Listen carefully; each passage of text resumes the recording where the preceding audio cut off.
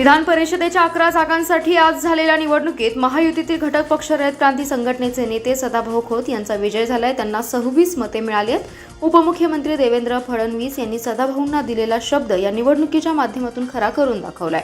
त्यांना दुसऱ्यांदा संधी मिळाली आहे। पश्चिम महाराष्ट्रात विरोधकांवर आक्रमकपणे टीका टिप्पणी करण्यासाठी सदाभाऊंच्या ग्रामीण ढंगातील वक्तव्याचा लाभ होईल, यासाठी आगामी विधानसभा निवडणुकीच्या पार्श्वभूमीवर भाजपने त्यांना संधी दिल्याचं बोललं जाते। सदाभाऊ खोत यांच्या रूपाने शेतकरी आणि चळवळीत कार्यकर्ता पुन्हा आक्रमक झालाय। सदाभाऊ खोत यांनी मागील वेळी विधान परिषदेच्या निवडणुकीतून माघार घेतली होती। दरम्यान आज ते पुन्हा दुसऱ्यांदा विधान परिषदेवर निवडून गेल्याने त्यांचे भाजपने पुनर्वसन केले। सदाभाऊंना पहिल्या पसंतीची 14 तर दुसऱ्या पसंतीची 12 मते मिळाल्याने ते विजयी झाले। यावेळी सदाभाऊ खोत म्हणाले, राज्यातील शेतकरी, शेतमजूर, 12 बलुतेदार यांना माझी उमेदवारी समर्पित करतो।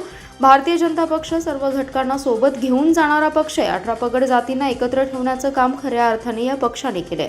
माझ्यासारख्या सर्वसामान्य कुटुंबातील शेतकरी चळवळीतील सामान्य कार्यकर्त्याला एक मोठी संधी भाजपाने दिली आहे, याबद्दल मी निश्चित ऋणी असेन। या पक्षाने रामदास आठवले, महादेव जानकर, गोपीचंद पडळकर, पंकजा मुंडे या सर्व घटकांना तळातल्या माणसांना वर घेऊन जाण्याचं काम सुरुवातीपासूनच केले।